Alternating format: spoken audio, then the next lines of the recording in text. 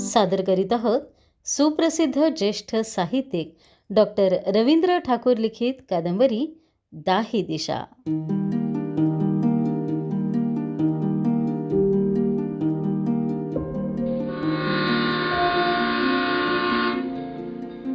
भाग 50. रविवारचा दिवस. वाचून कंटाळाच आला. तशात दुपारी सरवदे टपकला. डोळ्यात पाणी आणून तो म्हणाला, तुम्ही सर्वजण मला असं का करता? तुम्ही सर्वजण माझ्याशी नीट का बोलत नाही? अरविंद म्हणाला, याला कोण कारणीभूत आहे असं तुला वाटतं? ते मला कसं कळणार? तुमच्यापैकीच कोणीतरी असणार. कोणीतरी कसं असणार? तूच विचार कर ना. तूच सांग ना. मी कसं सांगू? तुझा तूच विचार कर. याला तू स्वतःच कारणीभूत आहेस असं तुला वाटत नाही? मग मात्र तो गप्पच झाला. आपली चूक त्याला कळून आली होती. पण चूक कळून आली म्हणून त्याच्या वागण्यात सुधारणा होणार नव्हतीच. सरवदे गेल्यावर तो पुन्हा वाचत बसला. संध्याकाळी फारच कंटाळा आला म्हणून फिरायला बाहेर पडला तर सनांचे भेटला. सनांचे म्हणजे मनोरंजक किस्स्यांची लयलूट. परंतु ती लयलूट सर्वांसाठी नसायची. ते फक्त दोघांचं गुपित होतं. काल मला चान्स गावला होता पण मी तो घेतला नाही, सनांचे सांगत होता. तो कसं काय? अरविंदने विचारलं. साला एक पोलीस हवालदार इंजिनिअरिंग कॉलेजची एक चिकनी पोरगी घेऊन आला होता. काय पोरगी होती राव. साला तो नेहमीच कुठल्या ना कुठल्या पोरी घेऊन येतो. पण ही पोरगी लय भारी होती. त्याला कुठे सापडली ती? सापडली म्हणजे त्याने एका कॉलेजच्या पोराबरोबर तिला पकडली. मुकाट्यानं माझ्यासोबत चल नाहीतर केस घालतो म्हणाला. तो पोरगा गेलता पळून. मग करते काय, तिला नाईलाजानं त्याच्यासोबत यावंच लागलं. काम झाल्यावर घाईघाईनं तो निघून गेला. मग काय, पाहिल्याबरोबर कुणीही पाघळल असंच होतं तिचं रूप. पण मी मन आवरलं. म्हटलं नको, आतापासूनच अशी चटक लागली तर आयुष्याची बर्बादी होईल. तिच्याकडं पाहिलं तर बिचारी सारखी रडत होती. करायला गेलो काय आणि झालं काय म्हणून परेशान झालेली होती. अशावेळी तिचा गैरफायदा घ्यायचा म्हणजे माणुसकी काय राहिली? साला तो हवालदार नीच आहे म्हणून आपणही नीचपणा करायचा? म्हटलं, बाई तोंडाला ओढणी लावून बाहेर पड. पुन्हा कुठल्या पोराच्या नादी लागू नकोस. बरं का पवार, साली ही चांबड्याची आग मोठी वाईट आहे हो. ती कोणाला कोणत्या मार्गाला लावील ते सांगता येत नाही. परवा अशीच एक जोडी आली होती. दोघं अगदी तरुण होते. पहिल्यांदा मला वाटलं जोडपंच आहे की काय, पण नंतर लक्षात आलं तीच त्याला घेऊन आली होती. ती बिलाचे पैसे भरू लागली तेव्हा हळूच म्हणालो, तुम पैसे दे रही हो क्या? तर ठसका मारत म्हणाली, पैसे की चिंता कौन करता है? म्हणजे बघा, एन्जॉयमेंटच्या नावावर ती श्रीमंत पोरगी स्वतः पैसा खर्च करत होती. असे एक एक लोक येतात की विचारू नका, सनांसे सांगत होता. एक वेगळंच जग अरविंद पुढे उलगडत होतं. गेल्या आठवड्यातली गोष्ट सांगतो. असंच एक जोडपं जवळपास मध्यरात्रीच्या सुमारास आलं. बाईच्या कडेवर एक छोटा मुलगाही होता. म्हटलं माणसं बरी दिसतात. पण तसं काही नव्हतं. सकाळी उठून तो माणूस जो गेला तो परत आलाच नाही. इकडे भूक लागली म्हणून तो लहान मुलगा सारखं रडत होता. त्याच्यासाठी बाईने ऑमलेटची ऑर्डर दिली. रूम बॉयने ते नेऊन दिलं. तो भुकेला मुलगा अगदी हावऱ्यासारखं ते खाऊ लागला. पण तेवढ्यात त्या बाईनं म्हटलं की माझ्याकडे पैसे परत नाहीत, हे ऑमलेट परत घेऊन जा. ते ऐकून रूम बॉय कोलते तडकलाच. तो म्हणाला, पैसे नव्हते तर ऑर्डर कशाला दिले? आता हे पैसे कोण भरणार? शेवटी मीच म्हटलं, कोलते, अरे राहू दे, लहान बाळ आहे, खाऊ दे. ऑमलेटचे पैसे मी देतो, काळजी करू नकोस. असे किती अनुभव येतात काय सांगायचं पवार. फार वाईट लाईन आहे यार ही, पण पोटासाठी करावं लागतं. इलाज नाही, अरविंद म्हणाला. पण तुम्ही चुकीचं तर करत नाही, कामच करताय. चोरी तर करत नाही ना. माझा मित्र हॉटेलमध्ये राबतो, दारुड्यांना वाढतो, त्यांची उष्टी खरकटी काढतो. त्याला काय हौस आली आहे? त्याला दारूचा आणि दारुड्यांचा इतका तिटकार आहे की विचारू नका. पण करणार काय? मोठ्या मिनतवारीनं ते काम मिळाले. ते सोडून खाणार काय आणि शिकणार तरी कसं? शिक्षणासाठी करावं लागतं. अहो जाऊ द्या, हेही दिवस जातील. आपण आपलं चालत राहायचं. उजडेल तिथं उजडेल. आणखी एक किस्सा सांगतो, सनांसे म्हणाला आणि तो पुढे सांगू लागला. बांधकाम खात्यातला एक अधिकारी नेहमी एका बाईला घेऊन येत असतो. एकेकाळी तो तिच्यावर पाहिजे तेवढा पैसा उधळायचा. फुकटचा पैसा. मग काय, पण सध्या त्याची परिस्थिती इतकी वाईट आहे की विचारू नका. रिटायर झाल्यामुळं पूर्वीचा रुबाब गेलाय आणि वर कमाईसुद्धा बंद झाली आहे. ती बाई त्याला काय वाटेल ते बोलते. तो बिचारा कुत्र्यासारखा गप्पा ऐकून घेतो. आत्तापर्यंतचा सगळा पैसा बाईवर उधळला म्हणून बायको शिव्या घालते आणि आता जिच्यावर एवढा पैसा उधळला तीसुद्धा शिव्या घालते. पण तिच्याशिवाय त्याला कोणीही नाही. रात्री अपरात्री पिऊन कसाबसा लडखडत येतो. तिला बोलवून घेतो. ती शिव्या देत राहते. डोळ्यातून पाणी गाळत तिच्या शिव्या ऐकत असतो. अहो, एक नग तर मलाच 300 रुपयाची टोपी घालून गेला. नेहमी उतरणारं जोडपं म्हणून मी रूम दिली. सकाळी उठून तो माणूस रडतच माझ्याकडे आला. म्हणाला, माझं बाळ गेलं. त्याच्या अंगावर घालायला माझ्याकडे पैसे नाहीत. फक्त 300 रुपये द्या. काहीतरी करून एवढं करा. म्हटलं, असू दे, रडू नकोस. लॉजवर उगीच गोंधळ नको म्हणून इकडून तिकडून गोळा करून त्याला पैसे दिले. दोघे जे पसार झाले ते तिकडंच गेले. पुन्हा त्यांनी तोंडही दाखवलं नाही. बाळ खरंच गेलं होतं की त्यांचं ते पैसे काढायचं नाटक होतं तेच कळत नाही. एका बाईने तर 24 नंबरची एक रूम कायमची बुक करून टाकलेली आहे. सनान्सेचं हे असंच चालायचं. त्याचे एक एक किस्से सुरू झाले म्हणजे ते अरबी भाषेतील सुरस आणि चमत्कारिक गोष्टीसारखे एकातून दुसरा आणि दुसऱ्यातून तिसरा असे चालत राहायचे. साली रोज एक नवा माणूस घेऊन येते. म्हटलं, बाई, ही लॉज आहे, वेशांचा अड्डा नाही. रेड पडली तर तुझ्याबरोबर आम्हालाही आत घालतील. पण ती मलाच डाफरून म्हणाली, ए, रेड का टेंशन किसको दिखाता है रे? कान खोल के सुन ले. मेरे को बताए बिना रेड नहीं पड़ेगी. सुन लिया ना? ज़्यादा शानपती मत कर. यहाँ क्या क्या धंदे चलते सब मालूम है मेरे को. तिच्यासोबत येणाऱ्या माणसांमध्ये पोलीस अधिकारीच असल्यावर तिला कशाची भीती आली हो? उलट तिला तसं का म्हणालास म्हणून एक PSI मलाच दम देऊन गेला. पुन्हा काही म्हणालास तर लक्षात ठेव म्हणाला. अशा परिस्थितीत मी काय करायचं सांगा? काहीच करायचं नाही. एवढंच करा बरं का सनान्से. असं म्हणतात की अशा बायकाच जास्त पातिव्रत्याचा आव आणतात. त्यांना काय हो, अशीही गेलेलीच असते आणि तशीही गेलेलीच असते.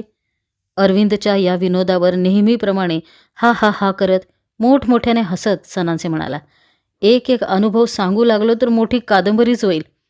कॉलेजची पोरंही काही कमी नाहीत. पैसेवाली पोरं कायम कुठल्या ना कुठल्या पोरी घेऊन येतात. माझ्या ओळखीचाच एक विद्यार्थी आहे. नेहमी एका पोरीला घेऊन येतो. एकदा तर 2 पोरींना घेऊन आला होता. विद्यापीठात तो कायम दिसतो, पण मीच त्याला ओळख दाखवत नाही. तो किस्सा मी तुम्हाला सांगितला असेलच. कोणता? अहो, एकदा तर त्या एका मुलीने कहरच केला. दुपारची वेळ होती. जिन्यातून ते दोघे दबकत दबकतच वर आले. दोघंही श्रीमंत घरातले वाटत होते. शिवाय अल्पवयीनच होते. मी काय ते ओळखलं. मी रूम शिल्लक नाही म्हटलं, पण ते हे का सोडायलाच तयार नव्हते.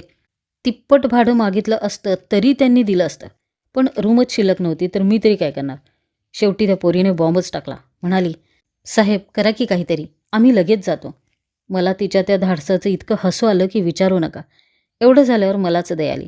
म्हटलं, जा, ती जिन्याजवळची सामानाची खोली रिकामी आहे, ती आम्ही कोणाला देत नाही, पण तुम्हाला देतो, जा.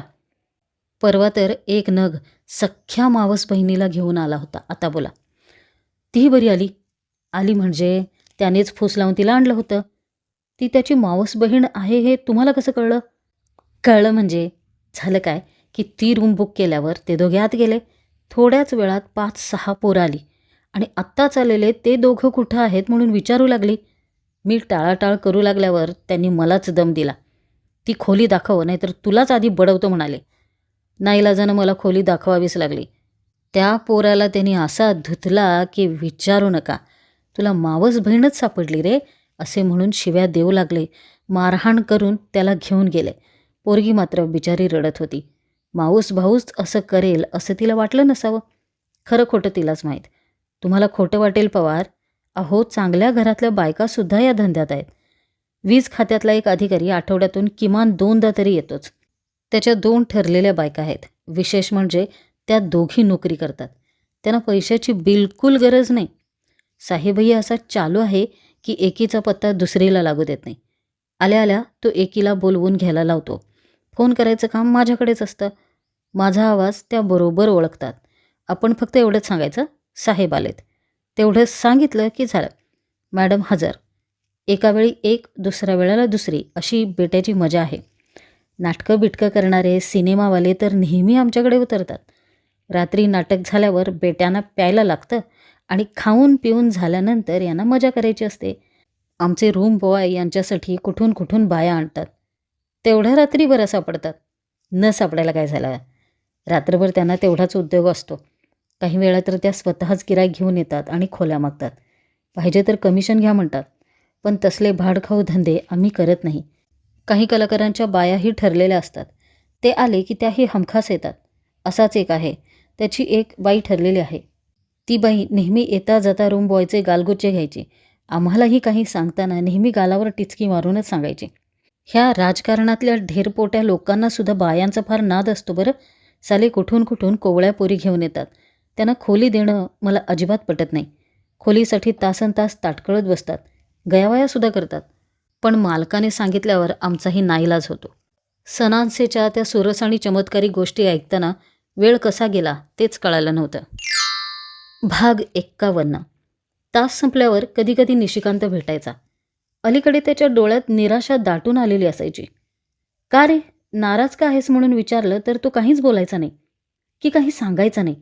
निमूटपणे अरविंदच्या डोळ्यात पाहत राहायचा आणि चल चहा घेऊ म्हणून कॅन्टीनकडे चालू लागायचा.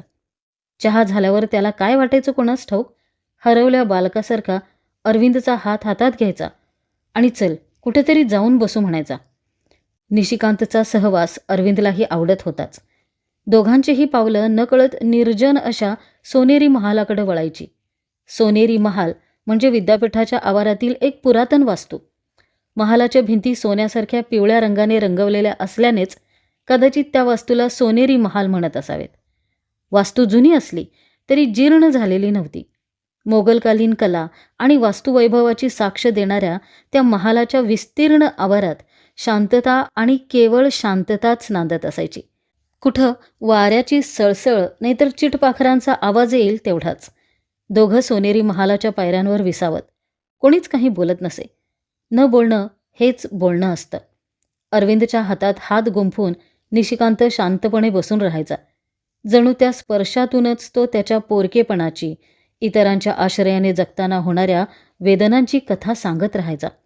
निशिकांतला कधी समोरच्या डोंगरातील लेणी साद घालायची तर कधी गोगाबाबाची उंच टेकडी हाक द्यायची. मग तो अरविंदला सोबत घेऊन वेड्यासारखा भटकत राहायचा. गॅदरिंग जवळ आलं. त्यानिमित्ताने एखादं नाटक नाहीतर किमान एखादी एकांकिका तरी बसवायचीच या वेडाने सरवदे पुरताच झपाटला. बिडवे आणि निलेगावकर तयारच होत्या. श्रीधर खामकर यालाही त्याने सामील करून घेतलं. दिवाना वाघमारे एका पायावर तयार होता. पण ते उगीच काहीतरी घोटाळा करून ठेवेल म्हणून सरवदेने त्याला टांग मारली. सर्वांनी कामं आटोपून घेतल्यावर एक छोटासा रोल उरलाच. त्यासाठी त्याने अरविंदलाच गळ घातली. चला, आपल्या अभिनय गुणांना तेवढाच वाव म्हणून तोही तयार झाला. नाहीतरी शालेय वयापासून त्याला अभिनय, वक्तृत्व असल्या गोष्टींची आवड होतीच. नायकाची भूमिका सरवदेने अर्थातच स्वतःकडे घेतली होती हे सांगायला नकोच. बिडवे नायिकेच्या म्हणजे सरवद्याच्या बायकोच्या भूमिकेत दिसणार होती, तर निलेगावकर नायिकेच्या आईची भूमिका वठवणार होती. खरं म्हणजे नायिकेपेक्षा तिची आईच अधिक नाजूक आणि देखणी दिसणार होती. पण सरवद्याला हे सांगणार कोण आणि सांगूनही तो ऐकणार का होता? यथावकाश तालमी सुरू झाल्या. अरविंद अगदी न चुकता तालमीना हजर असायचा. पण त्या ग्रुपमध्ये त्याला परक्यासारखंच वाटायचं. त्या दोन्ही मुली त्याच्याशी फारसं बोलतही नसत. सरवद्याचं आणि त्यांचं सारखं गुप्तगू चाललेलं असायचं. म्हणून मग तोही त्यांच्यात फारसा मिसळायचा नाही. भूमिका पाहिली तर एवढीशी. तिच्यासाठी अभ्यासाचा एवढा वेळ खर्च करायचा म्हणजे नकोच वाटू लागलं. पण आता भाग घेतलाच होता तर अंग तरी कसं काढून घेणार? शिवाय तसं करणं त्याच्या स्वभावातही बसत नव्हतं. गॅदरिंगच्या उद्घाटनासाठी सुप्रसिद्ध सिने अभिनेत्री स्मिता पाटील येणार होती. सध्या तिचे चक्र, उंबरठा, जैत रे जैत, मंथन, मिर्च मसाला असे अनेक चित्रपट गाजत होते. तिच्या प्रतिभासंपन्न अभिनय गुणांची सर्वत्र खूपच तारीफ सुरू होती. स्मिता पाटीलसारख्या एका सुप्रसिद्ध अभिनेत्रीला या निमित्ताने जवळून पाहता येईल, तिचे विचार ऐकता येतील म्हणून सगळे विद्यार्थी एकदम आनंदून गेले. सर्वत्र तिच्या आगमनाची चर्चा रंगत राहिली. झालंही तसंच. उद्घाटनाच्या दिवशी स्टेडियमच्या आवारात गर्दी मावत नव्हती. सगळ्यांच्या नजरा स्मिता पाटील केव्हा येणार याकडेच लागलेल्या होत्या. कार्यक्रमाची वेळ जवळ येऊ लागली तसतशी विद्यार्थ्यांची उत्कंठा आणखी शिगेला पोचली. शेवटी प्रतीक्षा संपली. प्रमुख पाहुण्या स्मिता पाटील यांचं आगमन झालं. कार्यक्रमस्थळी आलेल्या एका निळ्या अँबेसेडर कारमधून स्मिता पाटील या नावाची नाकी डोळी नीटस अशी ठेंगणीशी आणि सावळीशी तरुणी बाहेर पडली आणि कुलगुरूंसमवेत व्यासपीठाकडे चालू लागले. विद्यार्थी अपेक्षाभंग झाल्याप्रमाणे एकमेकांकडे पाहू लागले. रुपेरी पडद्यावर दिसणारी ती स्मिता पाटील या नावाची अभिनेत्री आणि कारमधून उतरलेली साध्या पेहरावातली ही सावळी तरुणी यात त्यांना मेळच घालता येईना. हीच का ती स्मिता? हाच एक प्रश्न त्यांच्या डोळ्यात स्पष्ट दिसत होता. कार्यक्रम सुरू झाला. स्मिता काय बोलते याकडे सर्वांचं लक्ष लागलं. सूत्रसंचालकालाही ते माहीत होतंच. प्रारंभिक उपचार, हारतुरे वगैरे पार पडल्यानंतर आता प्रमुख पाहुण्या ख्यातनाम चित्रपट अभिनेत्री माननीय स्मिता पाटील ह्या आम्हाला मार्गदर्शन करतील. मी त्यांना विनंती करतो की त्यांनी मार्गदर्शन करावं, असं त्यानं जाहीर केलं. स्मिता बोलायला उठली आणि म्हणाली, आत्ताच स्मिता पाटील आम्हाला मार्गदर्शन करतील असं सांगण्यात आलं आहे, परंतु मार्गदर्शन करण्याइतकी मी कोणी मोठी ज्ञानी व्यक्ती नाही. शिवाय अनुभवाचं फार मोठं म्हणावं असं भांडारही माझ्याकडे नाही. तेव्हा मी तुम्हाला मार्गदर्शन वगैरे काहीही करणार नाही. दुसरी गोष्ट अशी की मला भाषणही करता येत नाही. तेव्हा तुम्हाला माझी एक विनंती आहे. मला तुम्ही प्रश्न विचारा, मी त्यांची उत्तरं देईन. तेच माझं भाषण समजा. प्रश्नोत्तरांच्या माध्यमातून आपण एकमेकांना समजावून घेण्याचा प्रयत्न करूया. झालं. स्मिताच्या आवाहनाप्रमाणे प्रश्नांची सरबत्ती सुरू झाली. प्रत्येकाला प्रत्यक्ष स्टेजवर जाऊन प्रश्न विचारणं शक्य नव्हतं आणि ते सोयीचंही नव्हतं. म्हणून विद्यार्थी चिठ्ठ्या पाठवू लागले. स्मिता त्यांची उत्तरं देऊ लागली. आपण चित्रपटसृष्टीत कशा आलात? आपला पहिला चित्रपट कोणता? त्यावेळचे काही संस्मरणीय अनुभव, असे काही प्रश्न झाल्यावर तो अनपेक्षित प्रश्न आला. खरं म्हणजे तो स्मितापर्यंत पोचलाच नसता तर फार बरं झालं असतं. परंतु झालं असं की जसजशा प्रश्नांच्या चिठ्ठ्या येत होत्या तसतशा त्या सरळ स्मिताकडे पोचत्या केल्या जात होत्या. स्मिता प्रश्न वाचायची आणि उत्तरादाखल बोलायला सुरुवात करायची. तोपर्यंत ती चिठ्ठी आली आणि तिनेही अगदी निःसंकोचपणे ती वाचली. प्रश्न होता, चित्रपटसृष्टीत सौंदर्याची गरज नसते का? खुद्द स्मिताच्या तोंडून तो प्रश्न ऐकताच सर्वत्र सुन्न शांतता पसरली. फार मोठा औचित्यभंग झालेला होता यात शंकाच नव्हती. एका सुप्रसिद्ध अभिनेत्रीला असा प्रश्न विचारणं म्हणजे घरी आलेल्या पाहुण्याचा अपमान करण्यासारखं होतं. ज्या विद्यार्थ्यांकडून तो प्रश्न गेलेला होता ते कसा बरोबर खडा लागला म्हणून दात विचकत होते. परंतु बाहेर आलेले आपले दात आपल्याच घशात जाणार आहेत हे त्यांना माहीतच नव्हतं. सर्वत्र अस्वस्थतेची लाट पसरली होती. खरंच तो प्रश्न विचारणाऱ्याचंही धाडसच म्हटलं पाहिजे. स्मिताही आता काहीतरी खोचक बोलून त्याची भंबेरी उडवणार असं वाटू लागलं. जो तो जीवाचा कान करून आता ती काय बोलते ते ऐकायला आतुर झाला. प्रश्नातली खोच ओळखून स्मिता म्हणाली, तुमचा प्रश्न मला समजला, परंतु मलाही एक प्रश्न पडलाय. तुम्हाला सौंदर्य कशात दिसतं असा तो प्रश्न आहे. मला तर समोरच्या डोंगरातही सौंदर्य दिसतं. त्या डोंगरावरच्या दगडगोट्यांमध्ये, तिथं वाहणाऱ्या झऱ्यांमध्ये सौंदर्य दडलेलं आहे. ते आपल्याला दिसत नसेल तर आपल्याला सौंदर्यदृष्टीच नाही असं म्हणावं लागेल. सौंदर्य पाहायला सौंदर्यदृष्टी हवी. ती मिळवली तर जगात सगळीकडं सौंदर्यच सौंदर्य दिसेल. ते उत्तर ऐकताच पुन्हा एकदा सर्वत्र सुन्न शांतता पसरली. जो तो जणू अंतर्मुख झाला होता. ज्यांच्याकडून तो प्रश्न गेला होता त्यांची तोंड तर पाहण्यासारखी झाली असावीत, परंतु एवढ्या गर्दीत ते नेमके कोण आहेत ते कळणं शक्य नव्हतं. तो प्रश्न आणि त्यावरचं ते उत्तर बराच वेळ सर्वांच्या मनावर अधिराज्य गाजवीत राहिलं. आणखी काही प्रश्नोत्तरे झाली आणि मग कार्यक्रमच संपला. त्यानंतरही अनेक दिवस प्रत्येकाच्या तोंडी स्मिताच्या बुद्धिमत्तेचं आणि हजरजबाबीपणाचं कौतुक खेळत होतं. तिने मांडलेला विचार खरोखर अंतर्मुख करणारा ठरला. वार्षिक परीक्षा जवळ येऊन ठेपली. अभ्यास करता करता पोटाचीही वणवण सुरूच होती. ती थांबली तर सगळंच थांबलं असतं. परीक्षा तोंडावर आल्या असल्याने अभ्यासावर आणखी जोर द्यायला हवा होता. यावर्षी चांगले मार्क्स मिळाले तर एकूण टक्केवारीवर त्याचा निश्चितच चांगला परिणाम होणार होता. अरविंद रात्रीचा दिवस करू लागला.